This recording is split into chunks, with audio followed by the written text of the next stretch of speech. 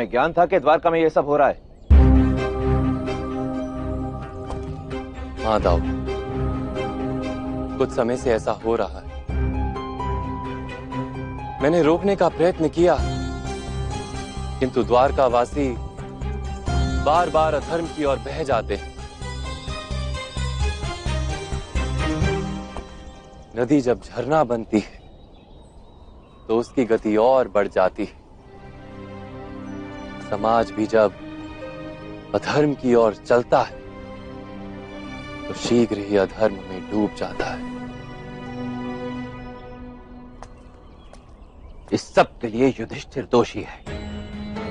उसने उस द्यूत सभा में अपनी पत्नी को दांव पर लगाया और अब समग्र आर्यावर्त में लोग उसी घृणित आचरण का अनुसरण कर रहे हैं। नहीं बड़े भैया, नहीं। दोष ना भ्राता युधिष्ठिर का है और ना ही भ्राता दुर्योधन का। दोष तो है उस धर्म का जो छल से बंध जाता है, छल के सामने अपने घुटने टेक देता है। वास्तव में वो परंपराओं का अंध अनुकरण है, धर्म तो है ही नहीं। अपना तात्पर्य स्पष्ट करो कान्हा।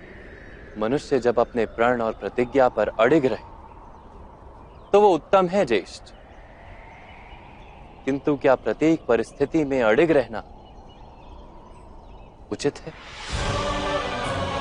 उस द्यूत सभा में भी यही हुआ। महामहिम भीष्म, गुरु द्रोण, महाज्ञानी विदुर और ज्येष्ठ भ्राता श्री युधिष्ठिर सब अपने अपने प्रण से बंधे रहे, परंपराओं का अंध अनुकरण करते रहे। अपने प्रण, अपनी प्रतिज्ञा का पालन करना ही उन्होंने धर्म माना। यदि किसी एक ने भी अपना प्रण, अपनी प्रतिज्ञा तोड़ी होती, द्रौपदी के साथ इतना बड़ा अन्याय कभी नहीं होता। तुम्हारे कहने का अर्थ क्या है कान्हा? क्या प्रतिज्ञा पालन उचित नहीं?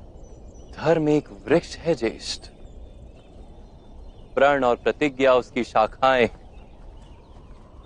और वृक्ष की जड़ है करुणा। शाखाओं का महत्व अवश्य है, किंतु जड़ जितना नहीं।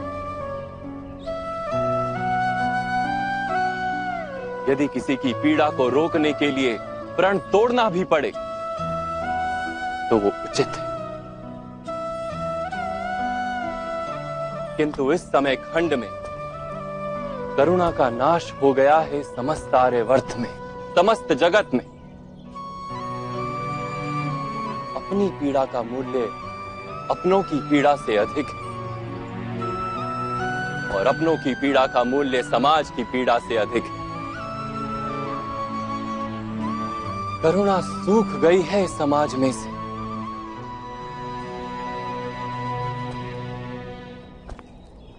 जब करुणा नहीं होती समाज में तो लोग एक दूसरे से बंधते नहीं हैं ज्येष्ठ, केवल अपने सुख के लिए जीते हैं। जो स्थिति आज द्वारका की है वही स्थिति समग्र आर्यावर्त की है।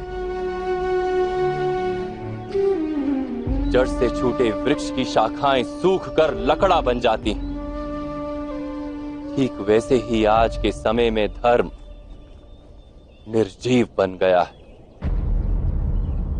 धर्म में प्राण फूंकने का समय आ गया है बड़े भैया। समाज को एक बार फिर धर्म का ज्ञान देना होगा। द्वारिका में व्याप्त इस अधर्म को तो हमारा प्रशासन संभाल लेगा कान्हा, परंतु मेरे समक्ष एक और बड़ी चिंता है। वो है समग्र आर्यावर्त में व्याप्त इस अधर्म के कारण कौरवों और पांडवों के बीच संभावित युद्ध। युद्ध तो अवश्य होगा दाऊ। समाज में जब करुणा का नाश हो जाए तो समाज स्वयं अपने लिए युद्ध निर्मित कर लेता है। कौरव तथा पांडव तो केवल निमित्त है, नदी का तट होता है, किंतु बाढ़ का कोई तट नहीं होता।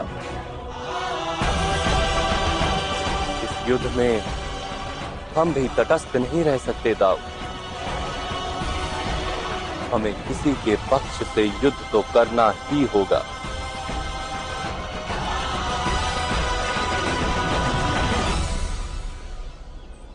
तुम सत्य कह रहे हो कान्हा, परंतु उतना ही बड़ा सत्य यह भी है कि जिस पक्ष में तुम चले जाओ वह पक्ष स्वयमेव धर्म का पक्ष हो जाएगा। अब सिद्ध करो कि मैं असत्य कह रहा हूं।